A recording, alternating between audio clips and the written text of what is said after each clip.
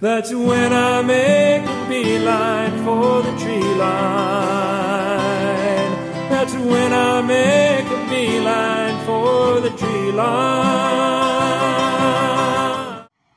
What's up? What's happening? What's going on? Welcome back to Animation with the Japan. The animation, including SpongeBob Lives on the Pineapple Sea, as well as TV and movies. I'm your host, Jackson Small. Welcome back to SpongeBob Chapter 6. Today we're looking at 2 more episodes, and these 2 are actually good episodes for once, not pieces of crap, which is so freaking refreshing in SpongeBob Season 6. Dear Vikings, Ditchin, you know how it works by now. Let's waste any time. Dear Vikings first, let's go. Sorry for doing that first part super fast. I just try to fly through the intro as fast as I can. That way I have more time to talk about the actual episode, and don't leave you guys, bored or hanging on dead air.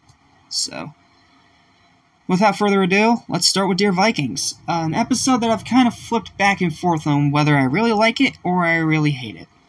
The first few times I really hated it because SpongeBob is mid-season stupid, it is wildly inaccurate to Vikings themselves, and it does have more than a few moments that make me roll my eyes.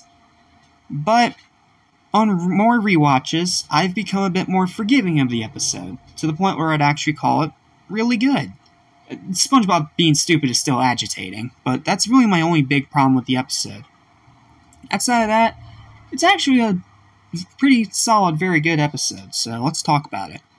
So, in the episode Dear Vikings, Mr. Krabs makes an advertisement for a new Viking size for some items on his menu. This leads SpongeBob to question, well, what is a Viking? Even though this doesn't make sense if you put in continuity, but you know what, SpongeBob doesn't follow continuity, so I'm not going to bring it up.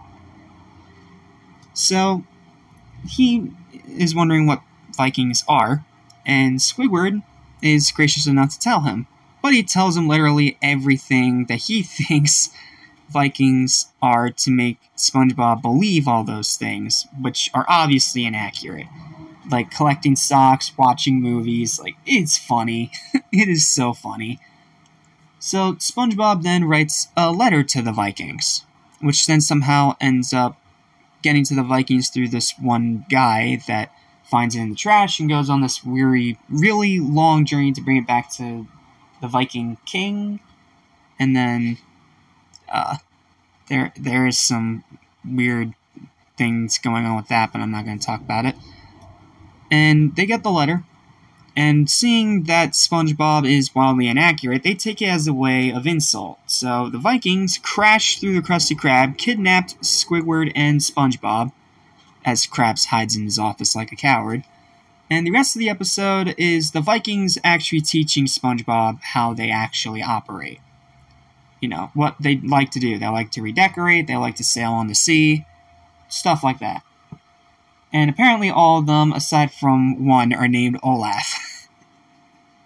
It shouldn't be funny because it's very lazy, stupid writing, but it makes me laugh. I can't lie. This is Olaf, and this is Olaf. Olaf, Olaf, Olaf, Olaf, Olaf, Olaf, Olaf. And your name must be, that's right, Gordon. It shouldn't be funny. It's stupid, but it's funny stupid. And then the episode suddenly turns into a disaster episode out of nowhere because there was a breach in the one side of the Viking ship. So then SpongeBob plants himself there with a catapult and manages to save the day and keep the ship from sinking. And it just ends with SpongeBob calling it a Viking-sized adventure.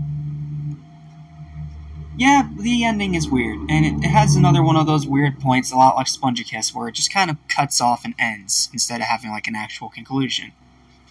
So SpongeBob acting mid-season stupid is the worst part of the episode still. He's still very agitating, he's still very oblivious, and again, I know it doesn't follow continuity, but back in Season 1, SpongeBob knew about Vikings because of Leif Erikson Day.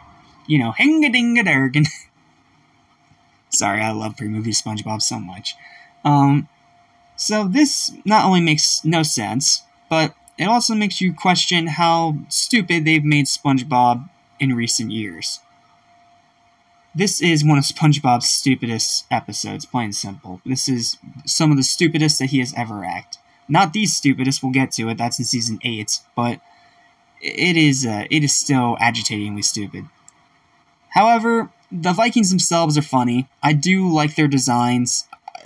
I shouldn't laugh at that stupid Olaf joke, but it is funny. And even though it wraps up and does feel really rushed because it only has like the second half of the episode to actually have somewhat of a plot, I do like it. And I do like that they tried to do an episode around Vikings. But here's my question, why not just make it another special? Like you did with Dunces and Dragons, like you did with Pests of the West. Like, if you want to go to a different time period, do it as a special. That way it actually feels more, special. It feels like a big, grand event. But no, instead you made the special a stupid 10th anniversary clip show. Sorry, I'm not talking about Truth or Square right now. I need to save that for the end. I'm getting ahead of myself. Point is, Dear Vikings is a pretty good episode. Highlight for the episode, it's gotta be Squidward telling SpongeBob the incorrect legacy and likes and dislikes of the Vikings. It's so cheesy and goofy, but it is so funny. Especially Sock and Goggin. That one part is just so ridiculously funny, and that's right up there with one of Squidward's best lines.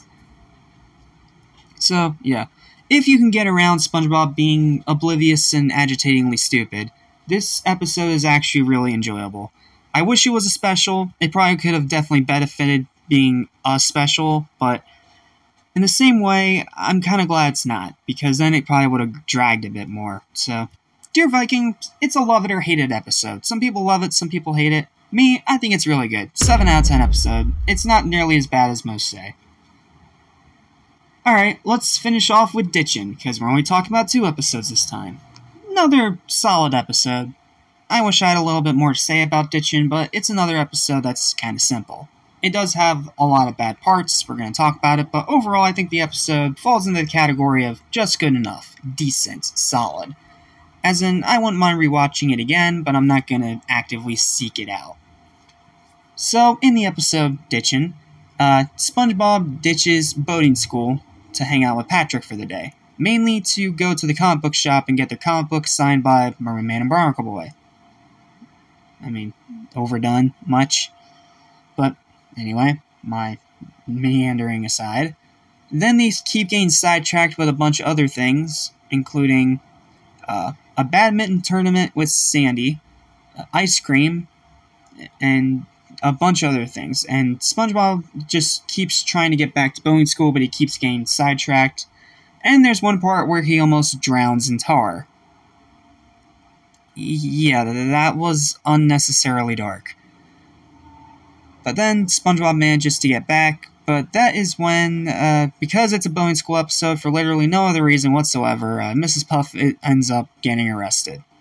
It's not for SpongeBob this time, but why? Why does she need to be arrested in every single boating school episode? It is such an old and tired cliche. Like, stop it. It is so freaking overdone. Stop doing it. It is not funny, and it's not fitting of the episode at all. And then that's when SpongeBob ends up accidentally letting it slip that he ditched as she's carried off to jail, and that's how the episode ends.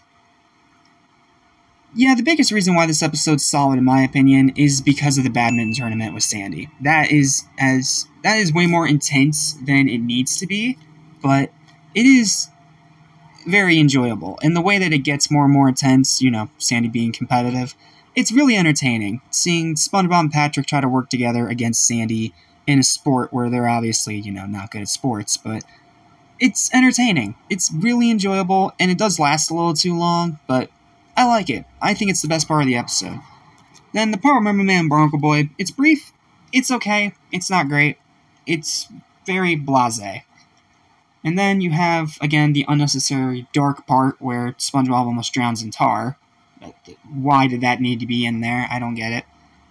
And the fact that the entire episode's a bit of a plot recycling of procrastination, because SpongeBob is trying to do this thing for boating school, or try to get back to boating school in some way, shape, or form, but so many things keep getting in the way that keep making his attention go the other direction.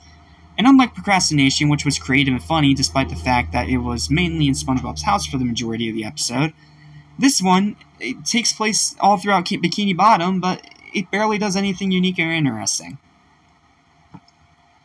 And then you add on the ending where Mrs. Puff gets arrested for no other reason aside from the fact that this is a boating school episode. Yeah, not a great episode. I'd call this one solid at best, but no better than that. And Patrick is fine. Like, he has some dumb moments in the episode, but overall his performance in this episode's fine. But it's a forgettable episode, and it's just barely good enough. Final verdict for Ditchin is going to be a 6 out of 10. It's just good enough, it's a solid episode, but it's mainly because of how intense and fun the badminton tournament is with Sandy at Goo Lagoon. Aside of that, the episode's not very enjoyable. It's decent, but I'm not going to actively seek it out again. But considering how much garbage is in Season 6, I will take what I can get. Okay, that's it. Let's move on to final thoughts and ratings. Yeah, overall, solid bunch of episodes to talk about. And I'm glad it's 2 instead of 4, because if I did 4 every day, it would get a little bit tiring. But we are back to 2 now, thankfully, and I should be back on track very soon. So, in second place is Ditchin. It's a solid episode, but it's mainly enjoyable because of how intense and fun the badminton tournament is with Sandy at Goo Lagoon. Aside of that, the episode's very blasé. And the best one of the 2 is Dear Vikings. It's a love it or hate it episode. I personally think it's really good and nothing more.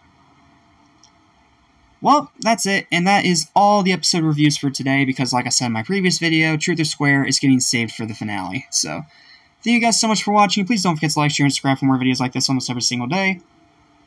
And stay tuned, because you do have another cover heading your way, you have a Fortnite NFL stream coming your way, and you have another episode review to look forward to tomorrow. So, I'll see you guys next time when we talk about the terrible dumpster fire of Pineapple Fever, and the solid, enjoyable, okay episode that is Chum Caverns. Until then, have a sponge-tastic day, and I'll see you in the next video. Peace. Lesson how to forget, so listen and you won't regret. Be true to yourself, don't miss your chance, and you won't end up like the fool who ripped his pants.